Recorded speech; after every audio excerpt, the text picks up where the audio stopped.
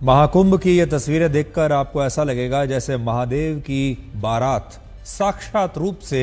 पृथ्वी पर उतर आई हो और आपको यहां दिखाई दे रही हो। और जिस तरह से कहा जाता है कि संगम में पवित्र स्नान करने से पाप धुल नहीं सकते, ठीक उसी तरह से यह भी कहा जाता है कि मंत्रों के जाप से या गीता और रामायण के श्लोक सुनने से मानसिक स्वास्थ्य बेहतर नहीं हो सकता, और यह भी एक अंधविश्वास है। लेकिन अब एक नई रिसर्च से यह बात साबित हो गई है कि संस्कृत भाषा के श्लोक मस्तिष्क के विभिन्न हिस्सों को जागृत करते हैं और इनसे मानसिक बीमारियां भी दूर हो सकती हैं। और यह study centre of biomedical research ने की है, और इसमें यह बताया गया है कि जब कोई व्यक्ति गीता, रामायण या वैदिक श्लोक सुनता है तो इससे मस्तिष्क के वो हिस्से सक्रिय हो जाते हैं जो संगीत सुनते समय या किसी नए चित्र को देखते समय सक्रिय होते हैं। इस रिसर्च में एमआरआई स्कैन की मदद भी ली गई है, जिससे यह पता चला कि श्लोक सुनते समय मस्तिष्क न सिर्फ सकारात्मक रूप से सक्रिय होता है, बल्कि ये लोगों को डिप्रेशन और एंजाइटी से भी बचा सकता है। इसका वैज्ञानिक आधार मस्तिष्क के काम करने की शैली से जुड़ा हुआ है। हमारे मस्तिष्क के दो प्रमुख हिस्से होते हैं, एक को डिफॉल्ट मोड नेटवर्क कहते हैं और दूसरे को अटेंशन मोड नेटवर्क कहते हैं।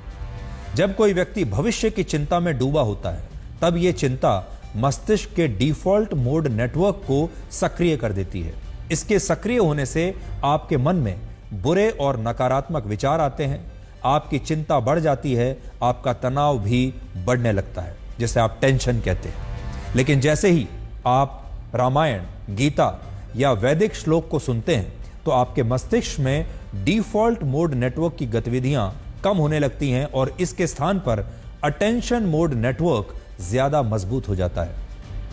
ऐसी स्थिति में आपके जो विचार हैं वो एक शाखा से दूसरी शाखा पर कूदना बंद कर देते हैं, और श्लोक सुनते समय मस्तिष्क चिंता और तनाव से मुक्त होने लगता है। लेकिन दुख की बात यह है कि जिन श्लोक और मंत्रों का अध्यात्म के साथ वैज्ञानिक आधार भी है, उन मंत्रों को हमारे ही देश के कुछ लोग मजाक समझते हैं और वो इसे अंधविश्वास मानते हैं कि श्लोक या मंत्रों का जाप करने से मानसिक बीमारियां भी दूर हो सकती हैं, मानसिक शांति भी आपको प्राप्त हो सकती है। विडंबना यह है कि जिस भारत के पास मानसिक रोगों को हराने वाले हजारों लाखों श्लोक हैं, उस भारत में आज 20 करोड़ लोग कम से कम मानसिक रूप से अस्वस्थ हैं, और यह पूरी दुनिया में मानसिक रूप से बीमार लोगों का 20% हिस्सा है। वर्ष 2022 में अमेरिका के नेशनल इंस्टीट्यूट ऑफ हेल्थ ने भी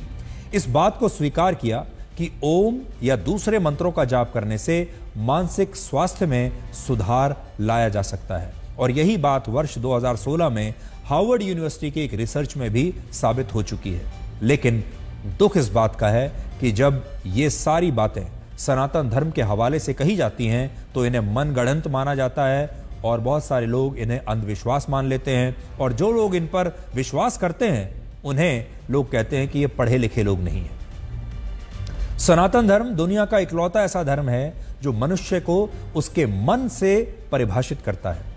आंखें, कान, नाक, जीभ और त्वचा के बाद मन को हमारी छठी इंद्री माना गया है, जो सभी इंद्रियों से प्रबल होती है, और यह मन ही है जिसे नियंत्रित करना सबसे मुश्किल काम है। यह मन ही तो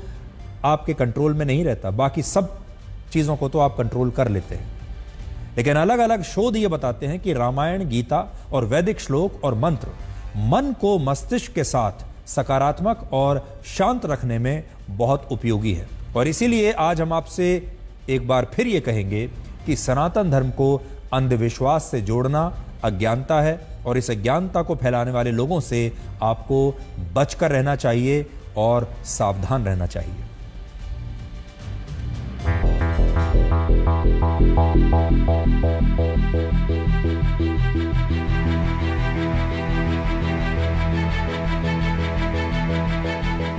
वैज्ञानिकों ने यह पाया है कि जो श्लोक है उसकी उच्चारण से जो क्षमता है मस्तिष्क की वो बढ़ती है। कार्य क्षमता कैसे, हम आपको कैमरे पर दिखाएंगे और उनसे बात भी कराएंगे उन साइंटिस्ट से कि आखिर ये कैसे होता है, क्योंकि जो वैदिक काल से कहा जाता रहा है साइंटिफिकली वो कैसे प्रूफ होता है, साबित होता है। जो व्यक्ति जो संस्कृत के विज्ञानी श्लोक को सुन रहे थे, उनके जो जिन जिन हिस्सों में मस्तिष्क में सक्रिय हुआ, वो ये हिस्से हैं, जिसको हम लोग मुख्य रूप से 4 हिस्से में सक्रियता देखी गई, जिसमें कॉर्डेट देखा गया, ऑक्सीपिटल का एरिया देखा गया, फ्रंटल का एरिया देखा गया और पेराइटल एरिया, जिसपे मुख्य रूप से उस हिस्से में सक्रियता देखी गई। कॉग्निटिव एरिया में इन सारे हिस्सों का बहुत ही महत्व है और ये हिस्से बहुत ही कार्य में सम्मिलित होते हैं। देखिए, नॉर्मल जो लोग संस्कृत श्लोक नहीं पढ़ते हैं तो उनके ये इससे सक्रिय नहीं होते हैं, और जब पढ़ते हैं तभी ये सक्रिय हुए, ये आपको फाइंडिंग में पता चला? जब हमने इसको कंपेयर किया उन ग्रुप के साथ जो संस्कृत नहीं जानते हैं, उनके साथ जब कंपेयर किया तब हमें ये हिस्से मिले हैं। इसका मतलब कि जो व्यक्ति संस्कृत श्लोक सुन सकता है और उसके गहनता को समझ सकता है, उनमें ये हिस्से सक्रिय होते हैं। तो संस्कृत सुनने से श्लोक को सुनना और सीखना वो मस्तिष्क के लिए काफी बेहतर है। विदेशों में बहुत चीज आगे निकल के आ रही, डिमेंशिया जिसको बोलते हैं, इसमें भूलने की बीमारी है।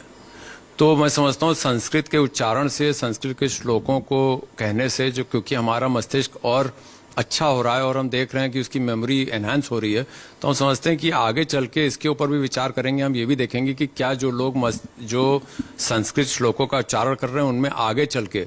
जब बुजुर्ग होते हैं या पूरी लाइफ लॉन्ग, क्या उनके अंदर डिमेंशिया ऐसी बीमारियां कम होती हैं।